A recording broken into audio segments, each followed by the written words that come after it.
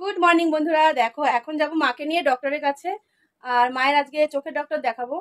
তো চোখে একটু মায়ের যন্ত্রণা করে, মানে ঠিকঠাক করে একটু দেখতে অসুবিধা হচ্ছে, তো তার জন্য মাকে নিয়ে যাব আজকে ডক্টরের কাছে। তো দেখো আমি কোনোদিনও মাথায় তো তেল লাগাই না, আজকে দেখো তেল লাগিয়েছি রাত্রেবেলায়। এত গরম লাগছে আজকে, আর সত্যি খুব গরম পড়েছে জানো তো, মনে হচ্ছে এসিটাকে সঙ্গে করে নিয়ে যায়, এত গরম লাগছে। তো ঘরে বসে তো এখন এসির হাওয়া খাচ্ছি, কিন্তু বাইরে বেরিয়ে একদম গরমে পুড়ে যাবো। তো চলো আজকে ডক্টর দেখাচ্ছি, আর কি কি করছি তোমাদের সঙ্গে যতটুকু পারছি এখন শেয়ার করছি। আর হানির এক্সাম আর 2টো বাকি আছে, এক্সামটা হয়ে গেলে তোমাদের প্রতিনিয়ত একদম ভিডিও ছাড়তে থাকবো। হ্যাঁ আচ্ছা ওখানটায় চলো। তো চলো এখন একটু হালকা টিফিন করে নেব। মায়ের রুটি খাওয়া হয়ে গেছে, আমি রুটি করেছি, ভাত করেছি, তরকারি করেছি, ডাল করেছি, মানে যতটুকু পেরেছি করেছি। যেহেতু ডক্টরের কাছ থেকে এসে আবার দেরি হয়ে যাবে, হানিও স্কুল থেকে চলে আসবে, তো সবার তো খিদেও পেয়ে যাবে। এখন একটু করেছি, আবার পরে করব রান্না বান্না যতটুকু পেরেছি। তো চলো কি কি করছি তোমাদের পুরোটাই শেয়ার করছি। আর মাকে দেখো আমার এখানে এসে কিন্তু মা একটু সুস্থ হয়ে গেছে, একা একা বাড়িতে থাকে। আর কোথায় থাকবে বলো, আমার কাছে দিদির কাছেই থাকে, তো দিদির কাছে বেশি থাকে, আবার যাবে দিদির কাছে। চলো একটু রুটি খেয়ে নিই, তারপরে বেরিয়ে পড়বো। তো এই যে দেখো রুটি আর এই যে মুসুরির ডাল করেছি পেঁয়াজ দিয়ে, এটা দিয়ে এখন খাবো। একটু বসে বসে খাই। তোমাদেরকে টিফিন করা হয়ে গেছে? তাহলে আমাকে একটু জানিও কে কি খেলে। ডাল রুটি খেতে ভালো লাগে, আর রুটি খেতে আমি পছন্দ করি, ভাত খেতে একদমই পছন্দ করি না। আর মা যেহেতু রুটি ভালো খায়, তো মা এসেছে, আমার কিন্তু বেশ ভালোই হচ্ছে। 3 বেলায় রুটি খাচ্ছি, সকালবেলায় না, সকালবেলায় রাত্রেবেলায় তো রুটি খাই, আর দুপুরবেলায় একটু ভাত। আর এখন এত খাওয়া আমার সবকিছু বারণ, তো অনেক কিছু মেনটেন করে খেতে হচ্ছে। কিছু একটু বলো, শরীর ঠিক আছে তখন? তোমরা বলো, মাকে যেদিন আসলো মা কত শরীর খারাপ ছিল, এখন একটু মা শরীরটা ঠিক লাগছে তো? ঠিক লাগছে না বলো? এই একটা মানুষ আছে গো পৃথিবীতে, আমার আর কেউ নেই, মা ছাড়া আর কেউ নেই গো, পুরো একা আমি, মানে অহীন। আর মা ছাড়া আমার আর দুনিয়ায় কেউ নেই। চলো সেই নি, টাটা। যে বেরিয়ে পড়েছি মাকে নিয়ে। মা যাবে বাইকে আর আমি যাবো অটোতে, কেননা 3 জনা বাইকে যাওয়া যাবে না। চলো দেখো মন্দিরের সামনে কি সুন্দর বসার জায়গা করেছে, বেশ ভালো না? বৃষ্টি হলে এখানে সবাই বসতে পারবে। ওই যে অহিনবাবু বলছি টাকা দাও, ভাড়া টাকা নেই আমার কাছে। হ্যাঁ সত্যি নেই, আমি আনতেও ভুলে গেছি। দাও, আমি যাবো না, এখন। তুমি বসো না, ওঠো ওঠো, দেখো 3 জনা হয় নাকি দেখি। ওঠো তুমি, এমনি ওঠো, আমি পা দিয়ে বসছি, দেখি হয় কিনা। চলো টাকার ব্যাগ আনতে, এই ব্যাগটা এনেছি, টাকার ব্যাগ আনতে ভুলে গেছে। আর অনলাইনে পে করবো, আর ঘরে যাবো না এখন। হ্যাঁ একটুখানি সরলে হয়ে যাবে, দেখি হয় নাকি। এই দেখো ধরে গেছে আমাদের 3 জনাকে। হ্যাঁ হ্যাঁ লাগবে, পুলিশ 3 জনাকে। এই যে হাউজিং থেকে বেরিয়ে গেছি, চলো।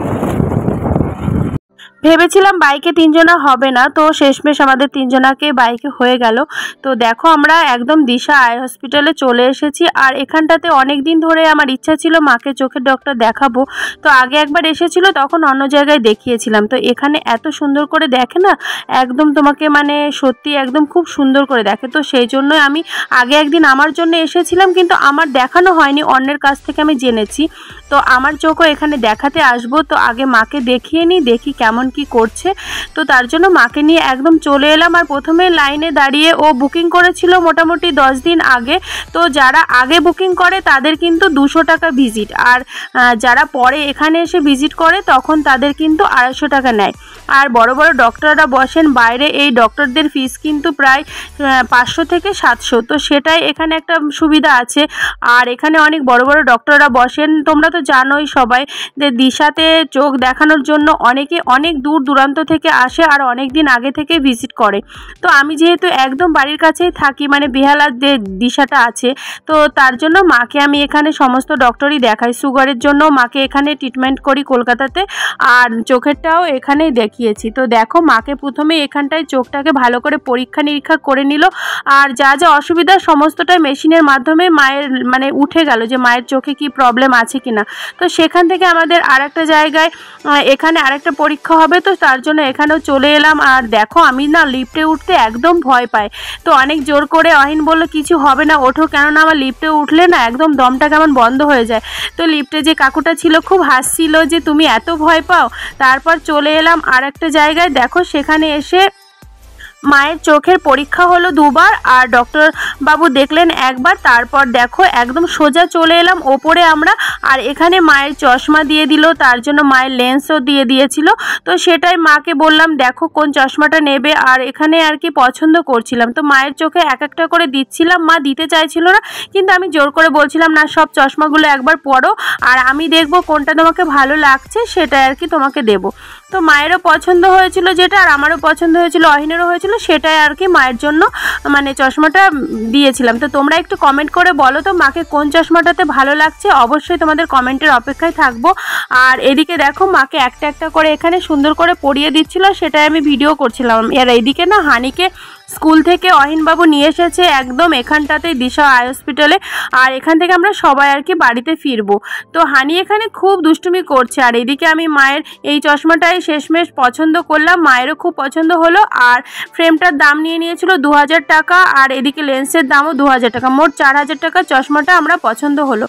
তো এটা বানাতে দিয়ে দিলাম আর বললো 2 দিন পরে আর কি দেবে। তো মা যেহেতু পুজোর আগে বাড়িতে যাবে তার আগেই মানে ডক্টর একটু দেখিয়ে দিচ্ছে, আর মায়ের শরীরটা তো বেশি ভালো নেই। তো পুজোর আগে দেখো বাড়িতে যার যার বাড়িতে পুজো দেখুক বা না দেখুক সেখানেই কিন্তু সবার মন লাগে। আর আমি যতই কলকাতায় থাকি, যতই বড় বড় প্যান্ডেল দেখি, ঠাকুর দেখি, জানো তো আমার মনটা কিন্তু আমার সেই ছোট্ট গ্রামেই পড়ে থাকে। কিন্তু আমি তো যেতে পারি না সংসারের চাপে, পার্লার আছে, বাচ্চার পড়াশোনা, এই সমস্ত কারণে। তো এবার ভেবেছি পুজোতে যাব, যতক্ষণ না যাচ্ছি তার তো কোনো গ্যারান্টি নেই, তো দেখি কি হয় এবার। তো মায়ের চশমাটা পছন্দ হয়ে গেছে, মায়েরও খুব পছন্দ হয়েছে। তো বললো বুধবারে মানে মায়ের চশমাটা দিয়ে দেবে, আর মা হয়তো রোববার কি সোমবার বাড়িতে যাবে। তো চলো এটা পছন্দ হয়ে গেছে। এবার এইদিকে দেখো বাবু কি করছে, এখানে তো আমরা কেউ নেই, তো এইদিকে ছোটাছুটি করছে, খুব মজা পেয়ে গেছে। আর স্কুল থেকে এসে খেলা করছে, মানে এই চেয়ারগুলোর সঙ্গেই বন্ধুত্ব করে নিয়েছে, এখানে তো কোনো বাচ্চা নেই। আর এদিকে লেন্সের ব্যাপারে অহিনকে ওই দাদাটা বুঝিয়ে দিচ্ছিল, আমি অতটা বুঝি না, পাওয়ার মানে কি বেশি কি কম সেটা আমারও আছে, সেটা তবুও আমি বুঝি না। তো এটা ভালো করে ওনারা বুঝিয়ে দিচ্ছিল। আর শেষমেশ মাকে বললাম দেখো মা এই চশমাটাই ফাইনাল হলো, তুমি আর একবার ভালো করে দেখে নাও। তো ফাইনাল হওয়ার পরে ওনারা মানে চশমাটা মাকে পরিয়ে দিয়ে মাকে একটু সেট করে দিচ্ছিল, একদম ঠিকঠাক করে সেটিং করে নিচ্ছিল। তারপর এই যে বিল করে দিল আর বলল তোমরা বুধবারে এসে বিকালের দিকে চশমাটা নিয়ে নেবে। তো তার জন্য ঠিক আছে চলো। আর সত্যি এখানে কিন্তু খুব ভালো ব্যবস্থা জানো তো, আর খুব ভালো কিন্তু ট্রিটমেন্ট হয়, ভালোই দেখলাম। মাকে যতটা পরীক্ষা নিরীক্ষা করলো খুব ভালো লাগলো। তো আমি নেক্সট উইকে ভাবছি আমার চোখটাও দেখিয়ে নেব। তো চলো এবার বাড়ি যাওয়ার পালা। তো আবার কি করব বলো, 3 জনাকে তো একসঙ্গে হবে না, এবার আমরা হয়ে গেছি 4 জনা।